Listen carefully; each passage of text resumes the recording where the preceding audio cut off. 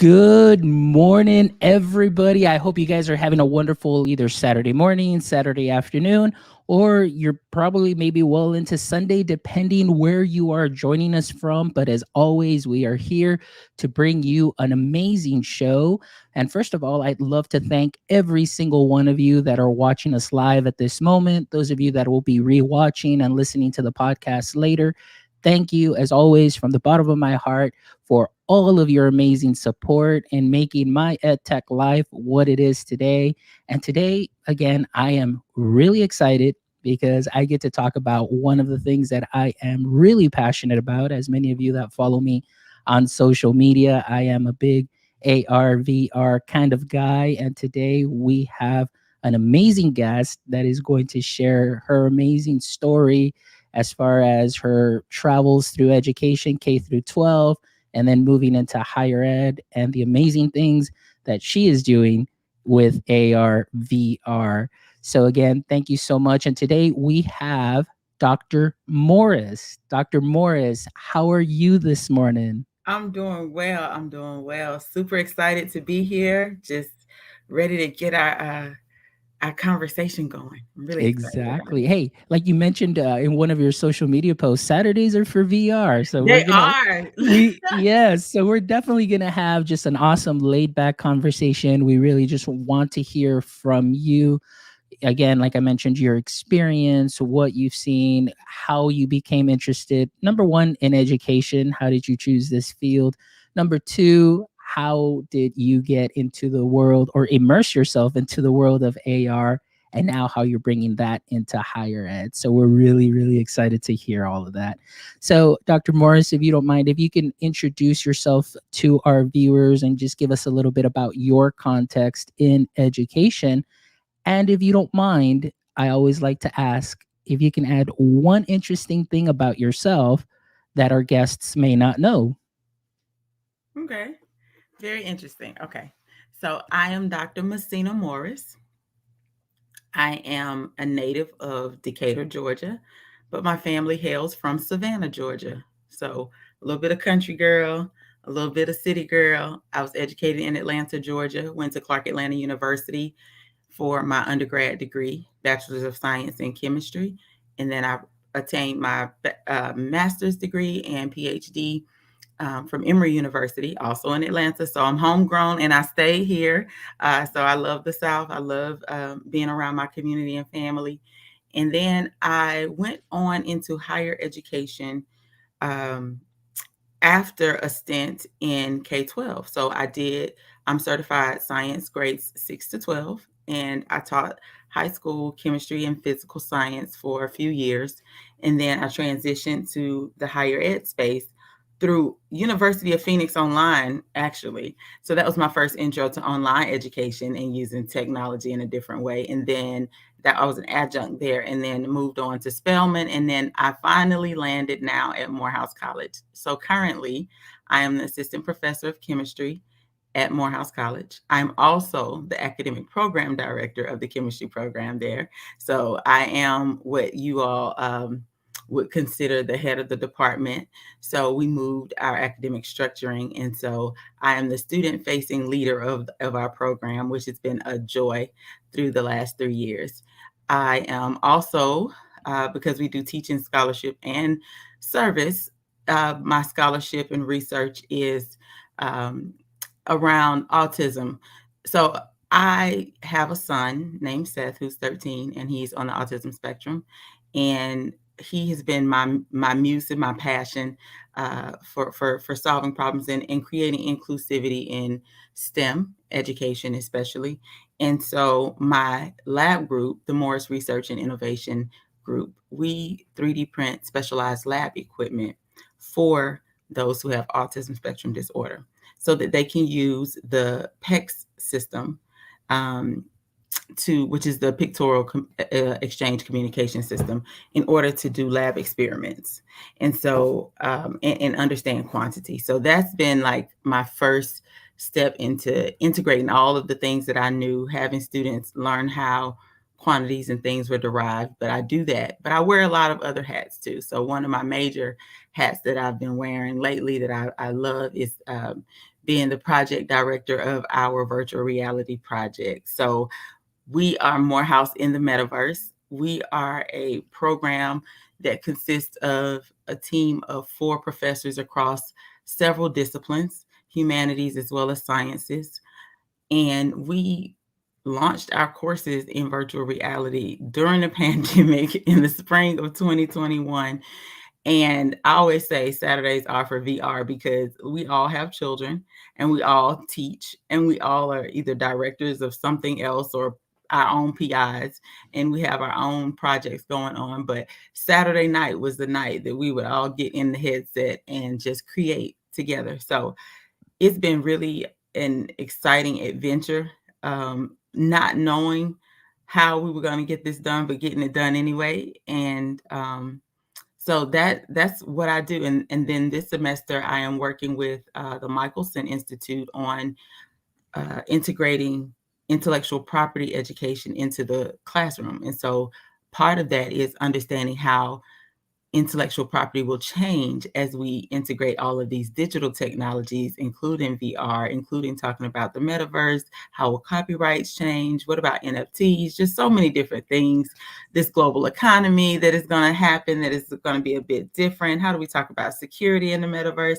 So we are moving into a whole new realm of what we want our students to know. Originally, it was just them being in a VR classroom, but it's moving onwards now as we're in our second semester with our second cohort. We've added more professors for us being content creators or teaching our students how to be content creators in this space too. So lots of great things going on in Morehouse, and I can keep going on and on, but overall, I wear a lot of hats. I love it. I love it. I mean, everything you share, Dr. Morris, I mean, just your passion, your experience, everything that you're doing, and really just stepping up the game as far as higher ed and just being very innovative, stepping out of that box and taking risks. And that's so important about innovation and being those early adopters and bringing that new tech and bringing in the talks of AR VR, but now taking it deeper. But one thing that I love that you mentioned, and we'll talk a little bit more about that because it was actually something that came up while we were having our little conversation backstage. But you mentioned content creator a lot. Content creator. So Yeah. we'll kind of talk a little bit about that because I love, like you said, you yourself are creating content, and it kind of moved from the sage on the stage up in higher ed to now being the guide on the side and allowing the Right. students to be those creators. So we'll talk a little bit about that, but I just like to kind of have our audience members always get to know a little bit more, even though you described your background really well. But just at that other level of where did your Mhm. passion for education begin? Is it something that you knew you always wanted to do, or maybe like myself, it was something that you fell into and then fell in love with? So if you can share a little bit about your story as you started your passion for education. Look, the origin story. So I am descendant from a family of educators. So shortly after slavery ended, my family in Screven County, Georgia, Sylvania, Georgia, started the first church, but also school for Black children. So Wesley Chapel AME is the name of the church, and inside of that church was the first school for newly freed slaves. And literally everyone for the next few generations have been teachers. So growing up, I was I was a curious kid. I was a scientist. So I have a brother who had meningitis at the age of 4, left him brain damage. I'm the third child of 4. He's the first child, but he's 8 years my senior. And we never knew him normal, any of our siblings. And so I was really curious, always wanted to find a way to fix him, cure him. I had a lot of compassion and empathy as a child towards him. And so for me, I was always going to be this doctor or scientist or something of that sort. Now, I am all of those things still, but I was always curious. And so that made me very, very good in science. I was always very observant. And I always told myself, everyone in here teaches. Everyone's an elementary school teacher. My auntie ran a daycare up until she was in her mid 80s.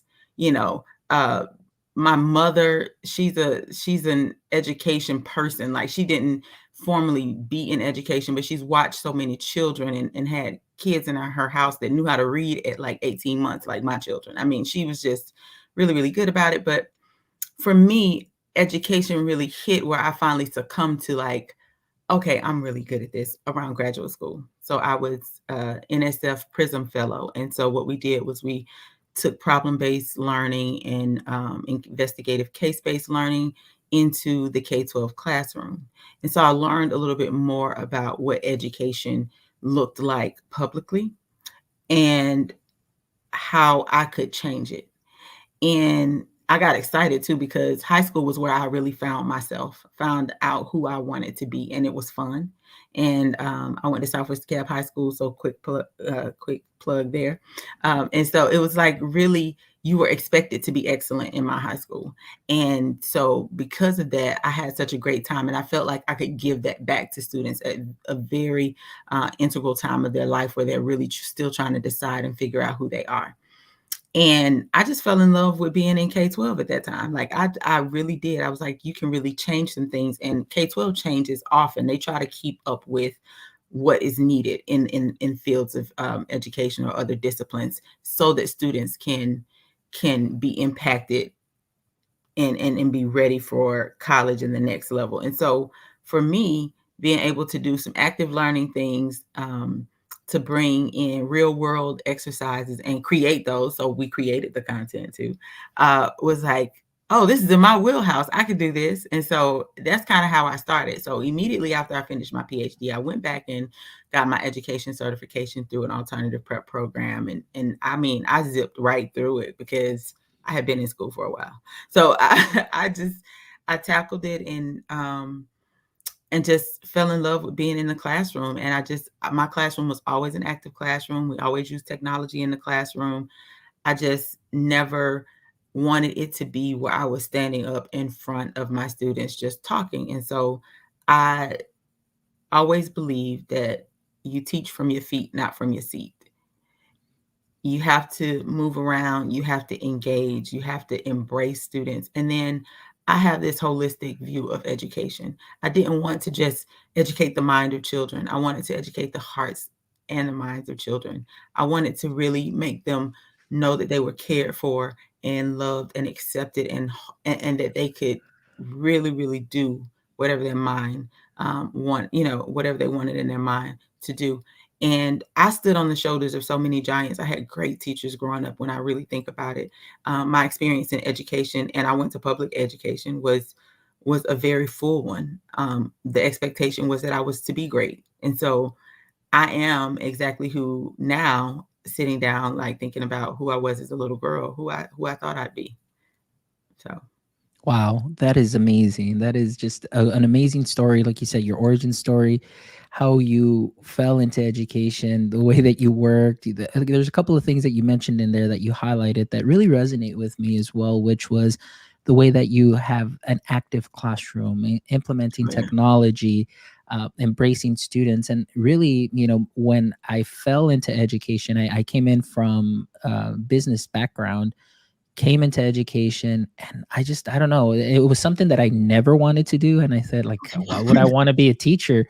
But once I got the opportunity, I just fell in love with all of it. I mean, granted, I didn't know what a standard was. I didn't know how to break anything down. But to me, it was about building that relationship first. So, like you hit on a lot of things. It's really making the child, making your student feel welcome, feel loved, feel appreciated, feel listened to. And Mhm. that goes a long way. And that really helped me as I transitioned from my marketing degree. I was selling to my students. I was selling algebra. I was selling, and I tell people I was personalizing learning before it even became a buzzword, Yep. because it all started with that.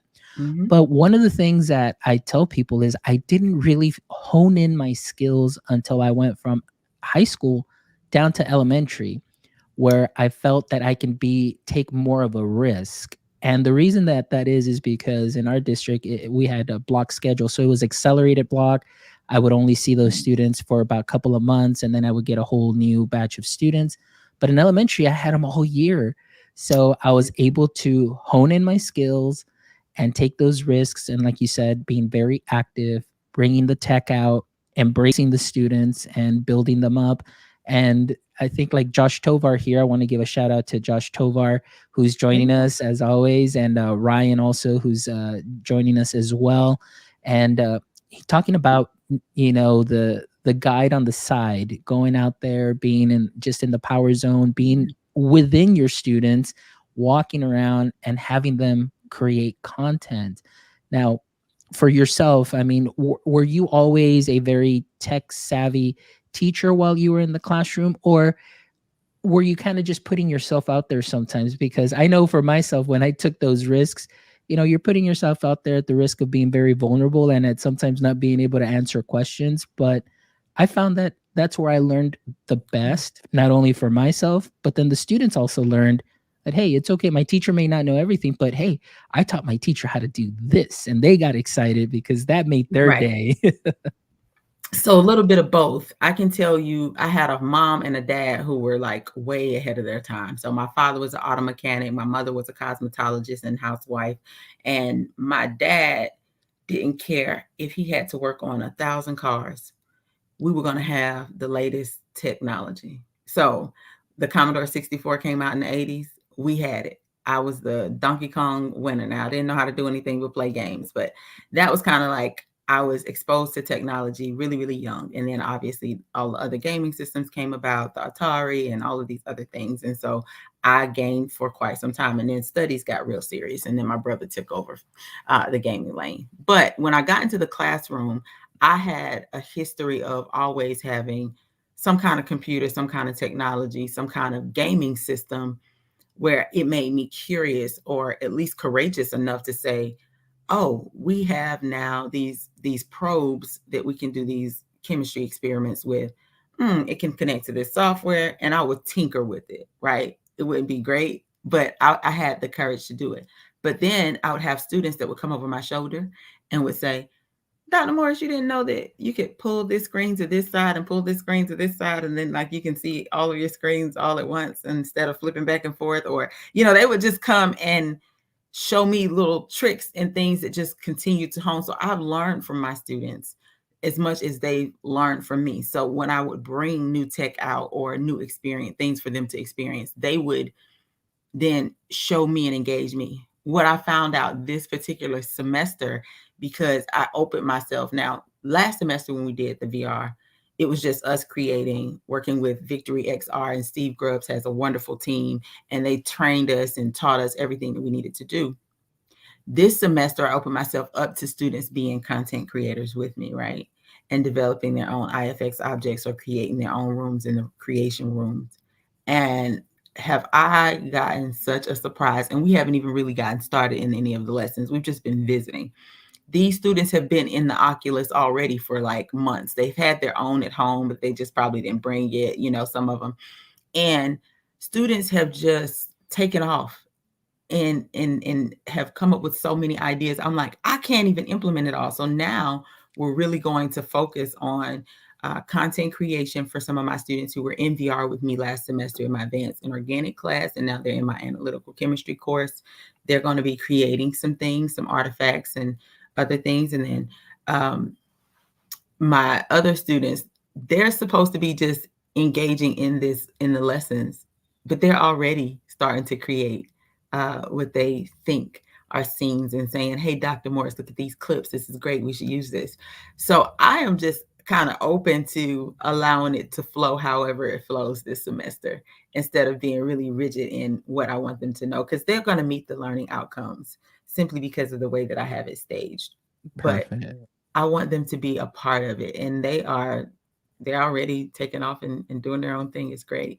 And that's wonderful, like you mentioned there. And now we can kind of get into that. But for yourself, how important, was content creation, allowing your students to really dive in deep and create? What were some of the things, as opposed to maybe let's say, teacher down the hall who is still, lecturing. And, you know, not to take anything away from lectures, there can Right. be some teachers and professors that are very effective with lectures and they're very Mhm. engaging. But within your experience, which seems very similar to mine, where I really wanted the students to create, what were some of the things for you that you thought like, man, there's something here, and allowing and empowering students? At first, I really was hesitant when I began teaching to allow students to have free range. It was because in our classroom management course, they teach you to kind of be the sage on the stage, to have control, total control, and to set up all these boundaries, and rules and routines and practices. For me now, I have learned, like I said, starting to put together things, and I mentor students a lot. So students are always around me after the school, period or class period is over. And because I've had students always around me in that way, where I've been able to engage in other things that have happened in their life, I've learned from them that they have skills and gifts that they can also contribute to the class. Things that we don't get to discuss because we're so focused on meeting the standard. And when I discovered that, it gave me, okay, I would choose particular students to then be leaders of groups. And so it kind of started off as a slow evolution of me then saying, okay, all of you all have something to contribute. So go for it. And learning how to differentiate instruction in that way, where learning took place more authentically because students were able to actually not think my way, but come to the answer in the way that was more like how they already thought. And it's taught me so much about how to layer lessons in scaffold learning and giving them the opportunity to flourish but not struggle. That was the thing that I had to really learn how to balance, was how to allow them the room to flourish and guide them but not give it to them, but then also not let them be frustrated into quitting, or giving up. And once you find that intricate balance and what really works for you, I think that it can be a beautiful thing. Seeing so many students really engage in the process, and I've found that many of my students who would often be left behind in other subjects are now the leaders in my course, in ways that they didn't even think that they could be, simply because I gave them a chance to fail forward. Yes, I love that, failing forward. And, I think everything that you said just really at least makes me feel great that, what I did do in the classroom is very similar to what you were doing. And I was like, all right, this is great. And Yeah. so let's take that now, that experience, and now that you are in the higher ed setting with your student and with your students, and you mentioned a little bit how they're really diving in deep, and a lot of them are, creating content and just immersing themselves more into this technology. Was there at some point, as your students are coming in this cohort, when you said, okay, this is the way we're going to do the class? And, maybe some of them were like, well, I don't know what to expect. I thought that this was going to be a traditional, maybe like lecture, a little bit of tech. And were there any kind of surprises there, as far as students just being shocked at how different this experience was going to be, as opposed to maybe some previous classes that they were taking that were very lecture style instead? I'm always looking for that. Like, am I doing too much? Is it affecting them? Is that not what they expected? And surprisingly, I've gotten less pushback by integrating different activities and things, because then students aren't just stuck on this one subject, doing it the same way over and over again. And I don't know, 16 weeks can be a long time for students to just engage in one way. Not saying that setting up routines aren't important, but I've found that I've gotten less pushback from students when I integrate new technology and new things, simply because they see me also engaging in it. So it's not like I'm saying, hey, use this technology, do this, and then I step back. which I've had courses that were designed that way, and they failed terribly. But by me saying, "Hey, we're getting in the headset, I'm getting in my headset, we're doing this together," or even when we're coding, like when we're coding things, and I'm not like the best coder, but I have students that are, and we'll get in there and they're like, "Doc, that run that back again, like that wasn't right, or you missed this," and they see me figuring it out, so they see the process. And then they're like, "Oh, if she's still kind of in the process of learning and growing, then they start developing that growth mindset. Oh, well, then I can grow and change, and I don't have to be stuck, because they see me and I'm like, I'm on this problem. I cannot move from here. And then I'll show it to them and they'll just like, oh, doc, because you didn't do it this way. And so it's like I've opened myself up to my students to allow them to see the flaws in me, which is really, really difficult, especially when you feel like you've attained these credentials and you're supposed to be and you're responsible. And I don't think it's really ego in the sense of, I just think it's almost like you're the responsible party, and you take pride in being responsible for guiding students to where they're supposed to be, versus I'm just this egomaniac and I think that I know everything. I don't really think it's a lot of that, especially not at Morehouse. We have great professors. I think that a lot of it is that I'm responsible for making sure that these students get this thing, and some times we feel like we need to make sure that they get it in a particular way, because that's how we also got it too, right? Yeah, exactly. And But opening up to, I tell myself, I don't know everything. I don't know. If you want to know everything, Google it. But I don't. And I've been in this field a very long time, and this field is rapidly changing. And that's why I read journals, and that's why I, read news stories and try to figure things out. And you should too.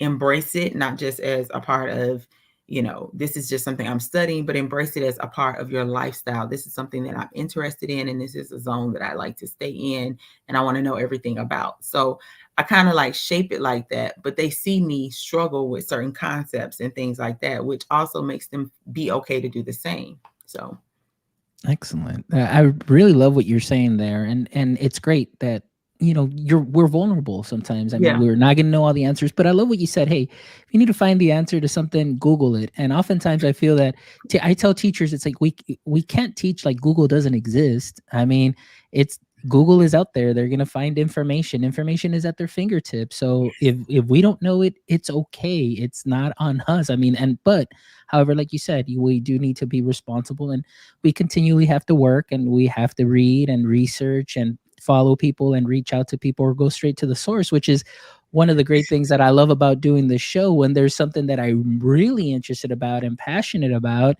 I'm going to go to the source, and I'm going to invite right. somebody on that's going to, help me through their process, what they've done, what they've learned, and take those things, those concepts, add them to my teacher tool belt. And it's just a little extra seasoning into my ed tech life that Yes, now I can implement, K through 12. And now in the future, right now, currently with my doctoral studies, things that I can go ahead and bring into that as well. So it's that growth mindset. You never stop learning.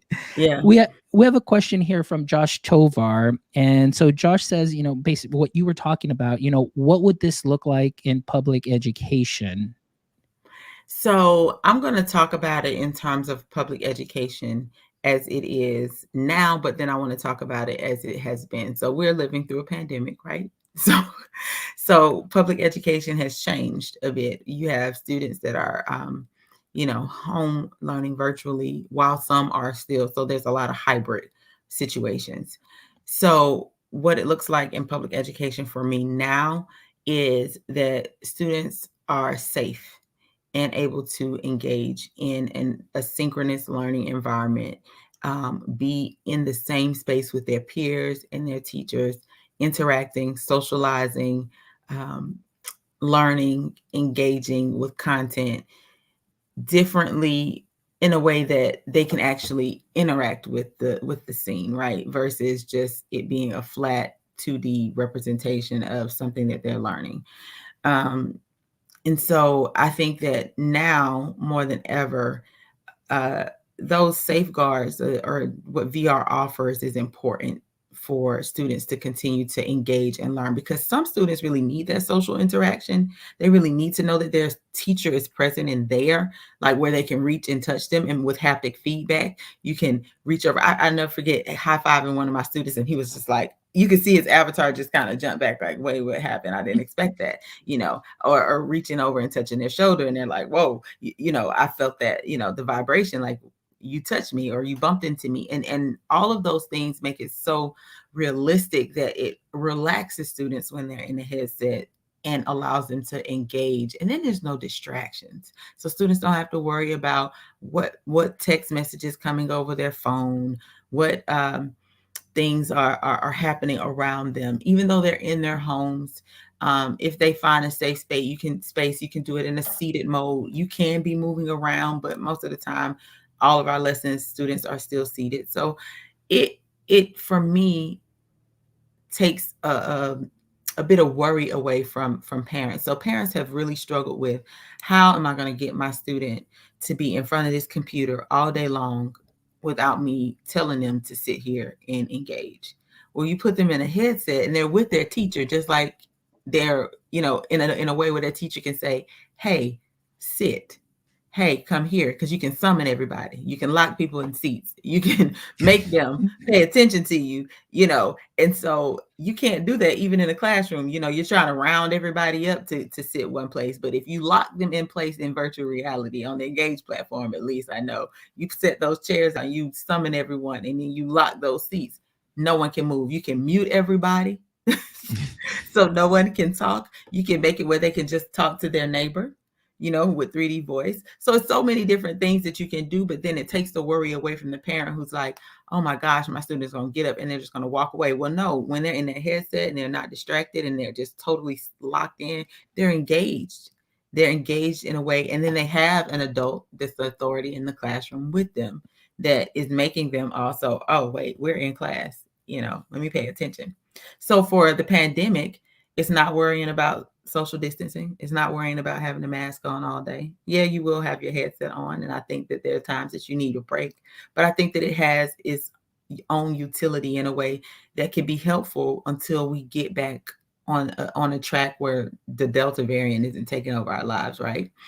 What it looks like if we are back to what our new normal was is that we have the ability to have hubs where students can go and experience virtual reality. So just like how we have learning stations that we've always set up for our students, you can incorporate VR as a learning station. You can do the same thing as everyone's in VR, but just sitting in their desks.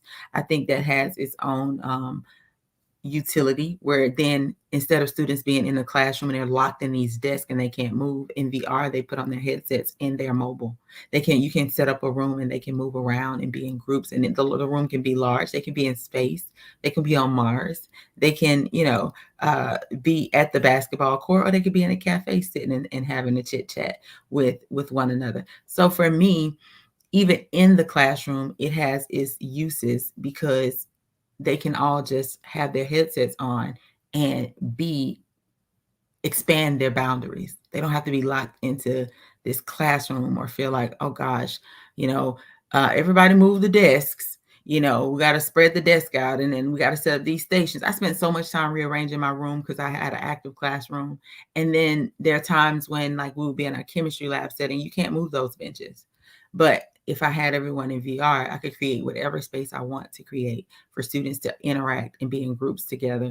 And now they have 3D pens in there, and you can write and they can talk and they can engage and take pictures and snapshots and record these things so they can play them back.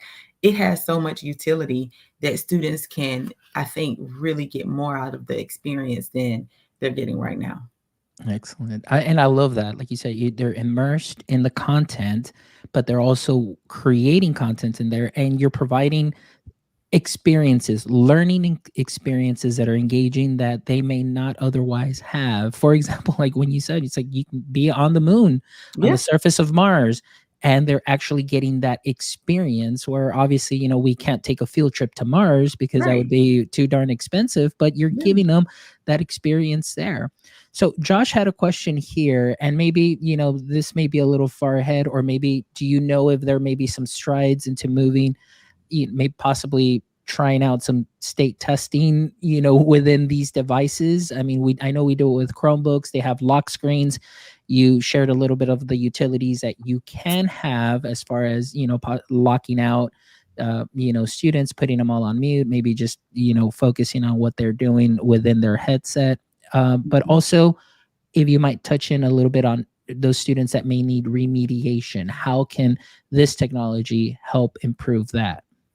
Okay. So, two things. I've always had a classroom where I've had differently abled learners. Literally, I've had students on the spectrum. I've had students that have dyslexia. I've had students that has dyscalculia. I've had students that just have processing disorders. Students with mental health issues. So many different learning styles and ways of engaging with the content. What people can never understand is like, how come your students who are here in this group score just as high on your testing as everyone else? Tech has always been the great equalizer for me. So in my classroom, I've used tech to engage students with different learning needs.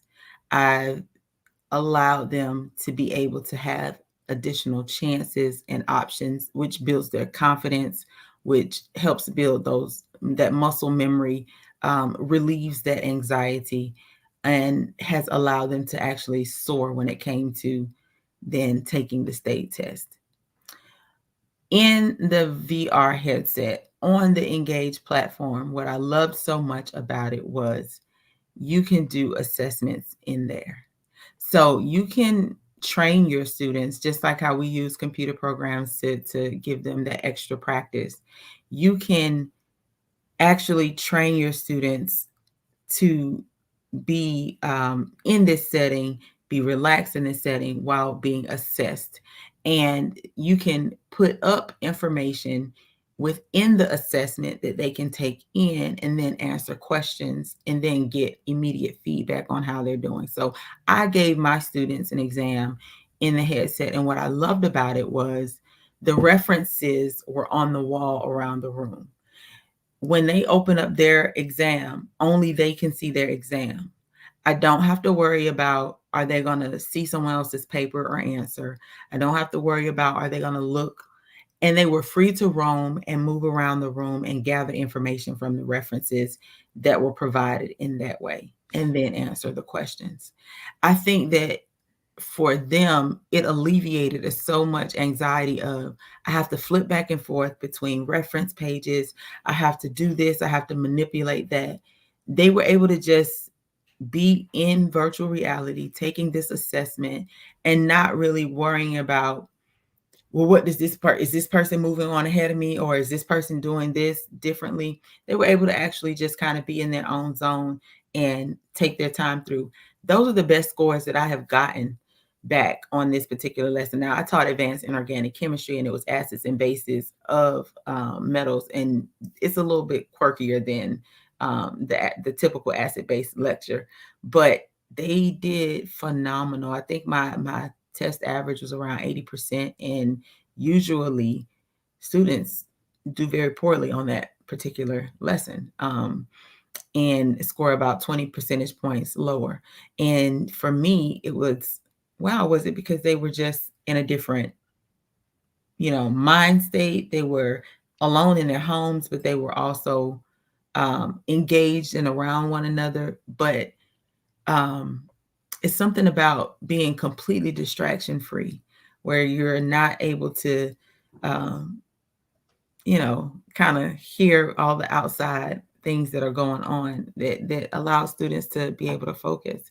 So usually students that have need longer test times, or they need to not be distracted, you would put them in the front of the classroom, or you would try to find some other kind of accommodation for them. And I didn't have to do that in this instance. Students were being accommodated while we being in a headset. It was wonderful.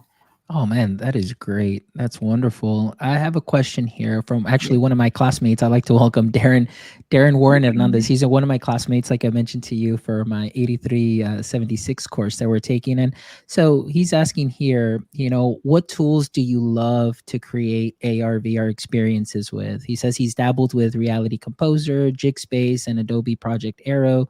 So maybe something that you would do on your personal when you do some content creation on your on your own. Any other tools that you might recommend or that you've experienced? So right now, I am working with the Unity platform. So just working in Unity and trying to figure it out. I can't say that I am this huge creator. I am still very much so in the learning stages of creating all this AR, VR content. And we are just starting to step into the space of we want to create our own scenes because we want the climate to be just as warm as our classrooms, just as we are able to create. But I have created like IFX objects in the on the Engage platform where we can manipulate them, or I've set scenes in that particular way out of the artifacts that have been available to us. Now, what I am trying to learn how to do, because I've been a part of this Apple Code and Create cohort where we're kind of learning how to use some Apple tools to create AR worlds. But like all of my tech stuff is kind of colliding where I'm in the learning phase of everything. Now I have some students that use all of those that you mentioned, but I myself have only created in that Engage platform. So whatever they have available that I can use and or bring in from the web that is you know uh open access resources that then I can put into our space. That's how I do my creation. So I'm very much I'm not trying to code the space. I'm just trying to create the space. I'm a decorator There you go. Hey, of sorts. that's perfect. That's wonderful, and like you said, you don't have to dive as deep, but you're learning as you go. And just for the record, my friend David Hernandez actually works for Apple. Oh, Yes, he does work for Apple, so that's great when you mentioned, some of the work that you're doing with some of the creation tools. So I'm sure that he's going to be happy to hear that, and he'll probably take it up, to the top. And you never know. We'll see you what never know, happens. Yeah, right? you never know. Yeah. But he's a great, very, very smart gentleman that I've had the pleasure of working and collaborating with in courses, and we just have that same passion for education and technology and innovating. One thing that I wanted to talk about, like we mentioned earlier, it's the word engage. I mean, engaging our students, and I want to come back a little bit to the conversation of you said to engage a student the same way for 16 weeks can be very difficult, and oftentimes, let's talk a little bit about higher ed. As I moved into higher ed with my master's, it was lectures, but it was really content creation, project-based learning, submitting learning artifacts. As you move up and now, during doctoral studies, first couple of um, courses have been, really lecture, discussion, reading books, partnering. But I wanted to talk to you a little bit, and I shared this with you before we got on the chat. But this last semester, we had a professor who gave us a choice board, and to Right. me, it was great that it was a different way to engage me as a learner in a different way where I get to pick and choose what I want to do. And like I mentioned to you, her rubric was as long as you get 21 contact hours, you can either do Hmm. lecture, Yeah. you can attend a conference and view a couple of, presentations. You can go ahead and read a book, do a book study. You can watch a movie and write a report. And then, of course, there wasn't a choice for podcasting, but I asked and I said, "Can I Right. do a podcast?" And she's like, "Sure, why not?" But what I wanted to share with you is because, I mean, from my experience, K through 12, and now as an instructional technologist, choice has always been something that's been very important because not everybody's going to learn the same way. But if you give them a choice as to, certain tools, certain ways that and you just set kind of the loose expectation of, I still want to see that the learning took place. Hmm. Some of my classmates, when she mentioned that, they just had this deer in the headlights look where they were confused, like, i I don't understand, like, what do you mean, like, you're giving me a choice? And it took them a while to kind of process that. And I think it kind of goes back to the way at least when I grew up, coming up through K through 12, I was always told what I needed to do. I only had A, B, C, and D to choose from in a state test.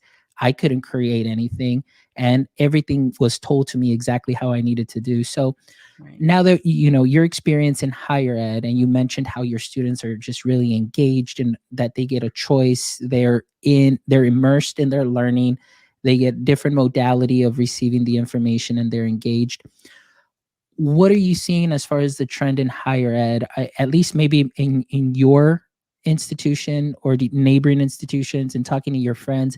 Is higher ed finally catching up to K through 12 as far as choices and content creation and engaging students in that sense? Just a little bit, just a little bit. Because academia is composed of the very young, new, fresh students right out of their PhD or postdoc, all the way to older professors who've been there for decades and have seen the evolution of the student, right? And they're towards the end of their career, or at the seasoned end of things, and they have seen things evolve and then be implemented and fail, and then you go back. So they kind of gotten into a place where they're like, I do it this way works. I'm good with that. I'm gonna sail through my career and be okay with that.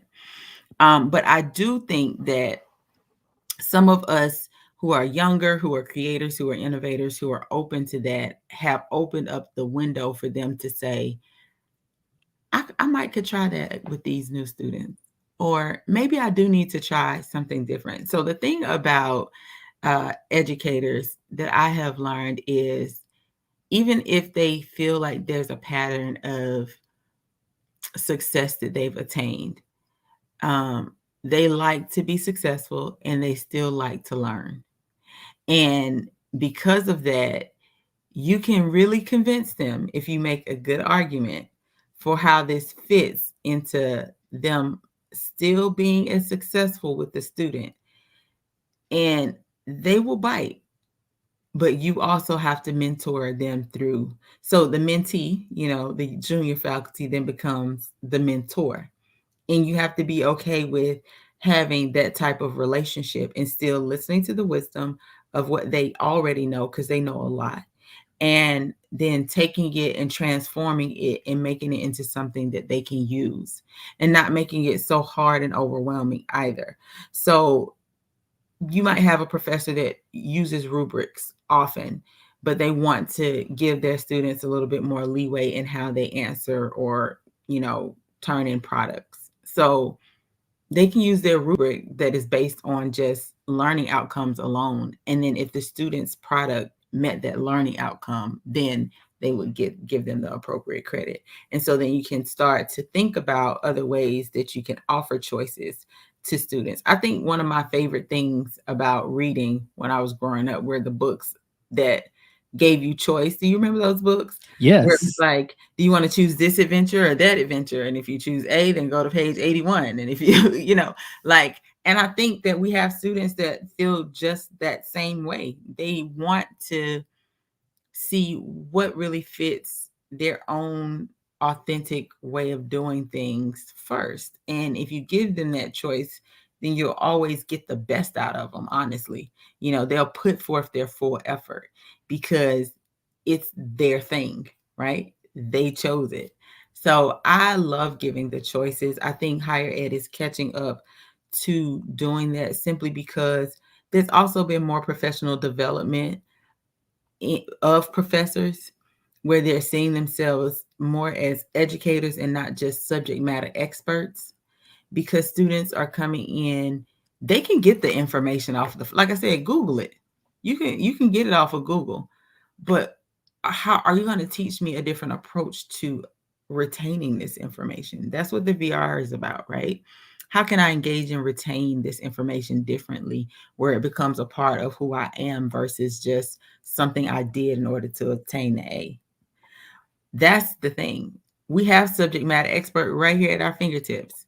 So we don't necessarily need to be in a university setting always to get the knowledge.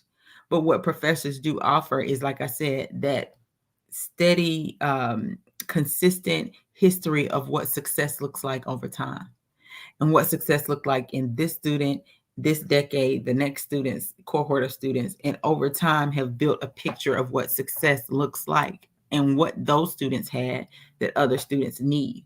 And teaching students how to get there is more important than being the one that knows everything.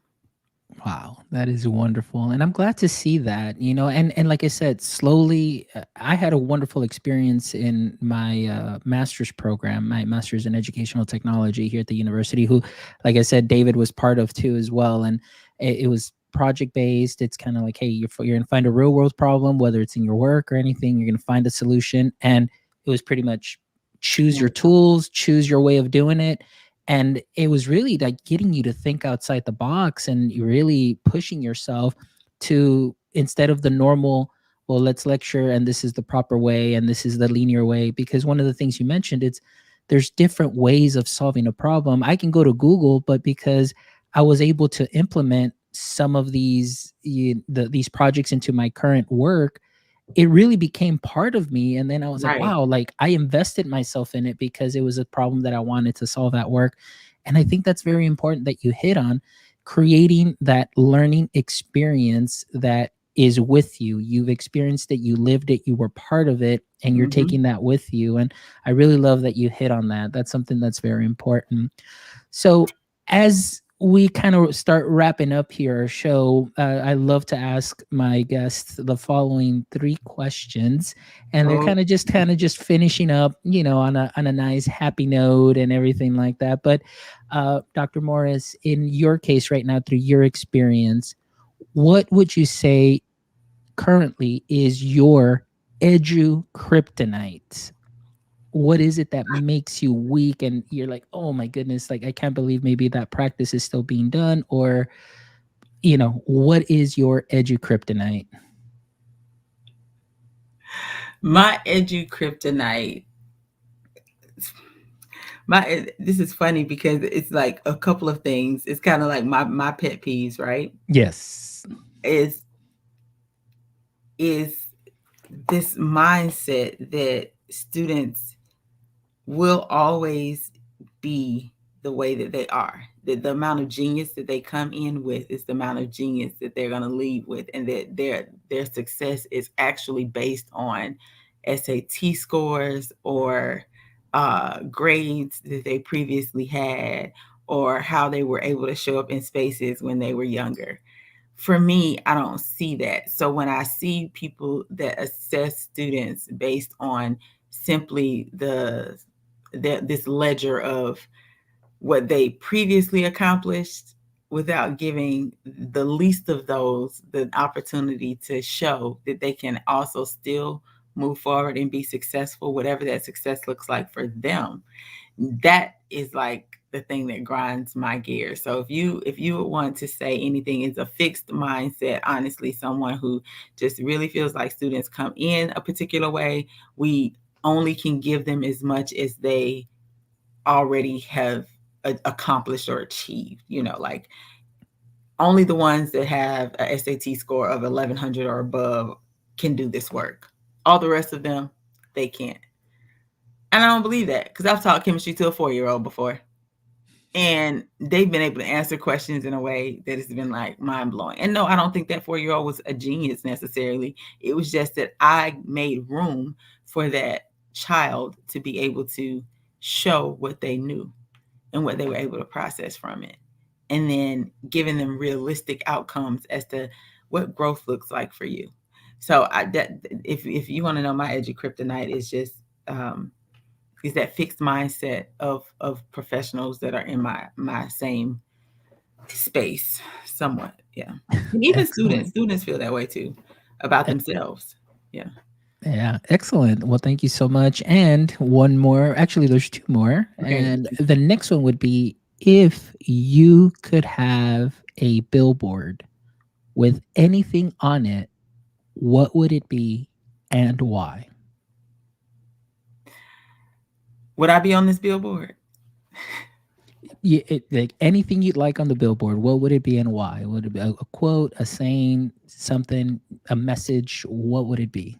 Yeah, it would be humanity can't wait. Humanity can't wait. And I keep that actually is my little personal billboard behind me. I was asked the question, why do I do what I do?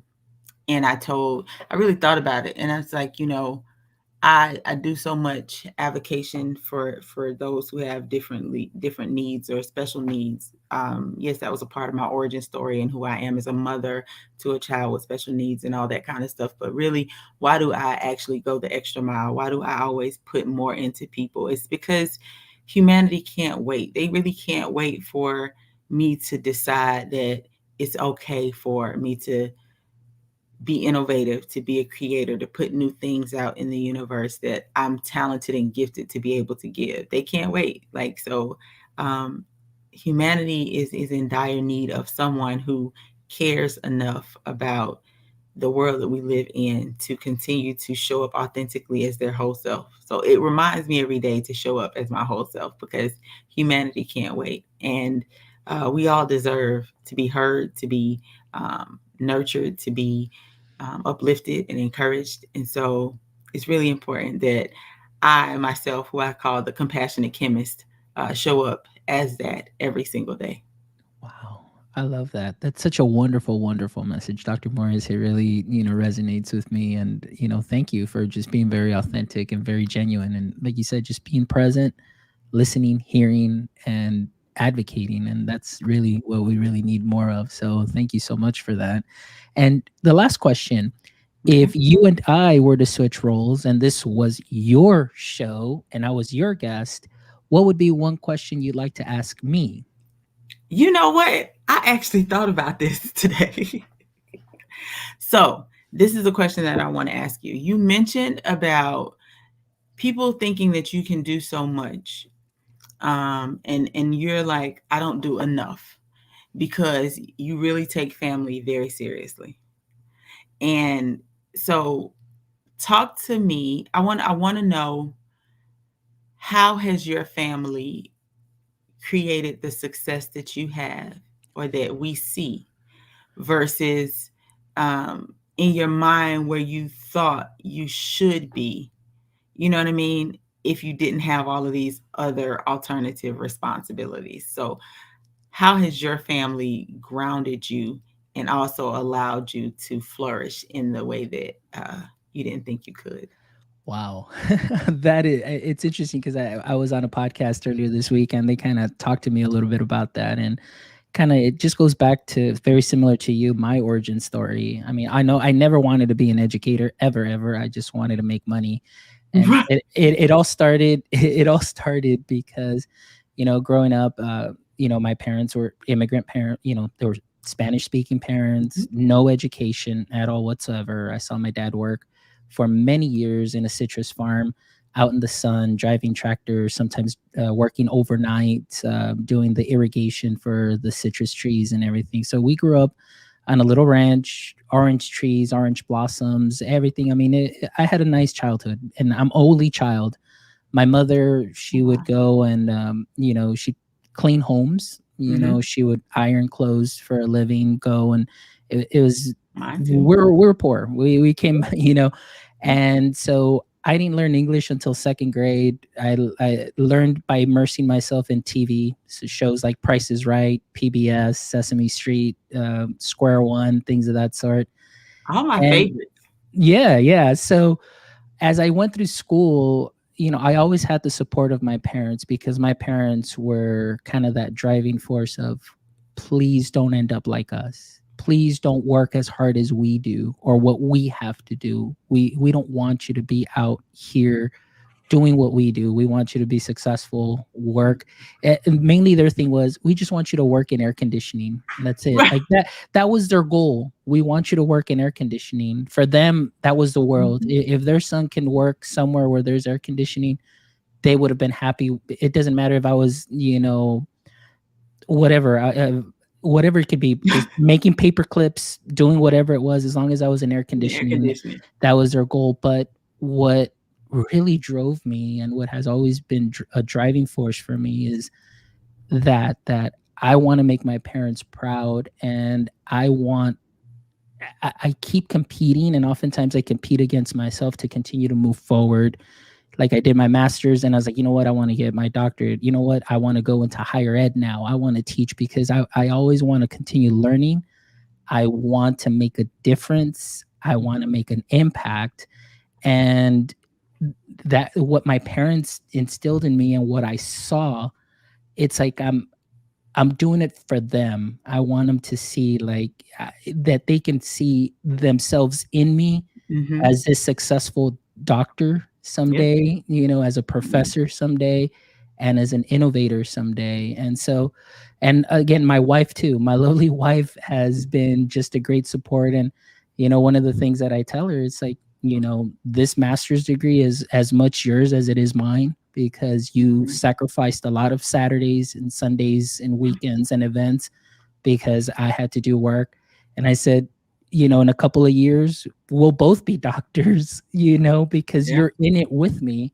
And absolutely. so it's really that driving force. It's just that my parents and my wife and that bring me that support, and my my hunger for always learning. I'm always learning and wanting to innovate and see things differently. That's Mhm. really where that comes from. Yep, absolutely. I like what you said, especially to hear your origin story. I think our stories are very similar in a lot of ways. And my husband, whose family is originally from Jamaica, and he's first generation raised in the United States, kind of has that same exact kind of thing, just work in air conditioning. Like, Yeah. we just wanted you to work in air, just have I hate to say white collar versus a blue collar kind of job. Just, if you could just be inside, because, his father, God rest his soul now, his, was not, he worked off of the sweat of his brow. And so did my parents. And it has created in us so many good traits and good attributes. And I think that we should always remember those that came before us, because we do indeed stand on the shoulders of giants. And just like your wife is as supportive, my husband is number one. You see my gamer chair that he Yeah. bought me and everything. Yeah. So yeah, he's been a jewel in making sure that I am always tech ready, and I know what I'm talking about. And my sons stand in the gap for me so much. 5 boys, so I'm in a house full of men, so 6 men and me. But my family has been very integral to me being who you see before you, including my mother and my mother-in-law, who just recently passed. But my mother-in-law, who was able to. Women aren't able to do a lot of things because when they have children, they become their focus. And my mom and my mother-in-law, because they had lived that life, they wanted to see me thrive, and they did everything in their power for me to be here right now, speaking to you and being able to say this is how I got here. So my mom's name is Alice. My mother-in-law's name was Nina. I just have to actually send that shout out and that thank you up, because they've been the wind beneath my wings, honestly.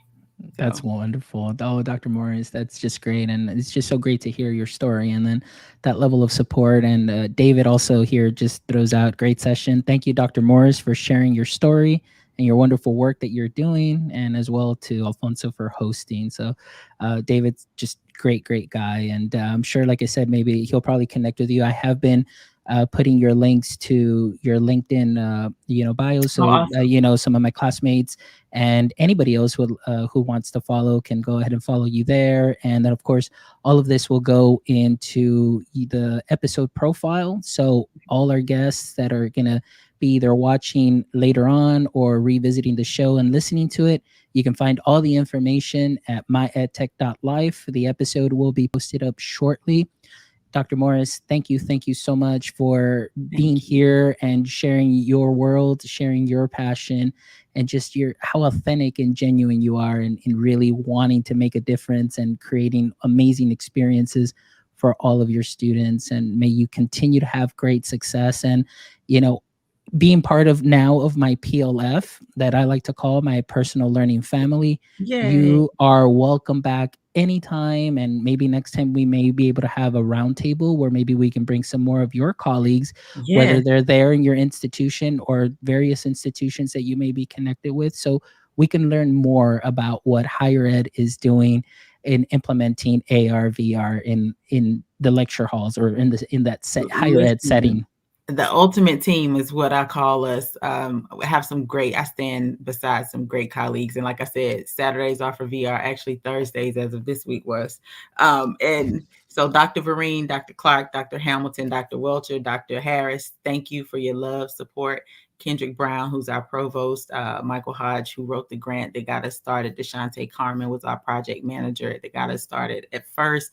And Keith Howard is our PI on this Morehouse in the Metaverse adventure that we're on. And so I thank them from the bottom of my heart for always supporting me and lifting me up and allowing me to do the work that I'd love. So perfect. Well, thank you. Well, hopefully many of those that you've mentioned, shout outs out there, maybe you can be on that roundtable and see, how this all came together and just hear from all of y'all. So again, thank you so much, Dr. Morris, to all our listeners and viewers. Thank you so much as always for all of your support. We really appreciate you as we strive each and every week to just bring you the best that we can so you can take those knowledge nuggets and apply them in a special way, specific way, or just have them in your tool belt so you can absolutely. sprinkle them on to your current practice later on. So thank you so much, and we'll see you guys all next Saturday. Y'all take Thank care, you. and don't forget, till next time, stay techie, my friends.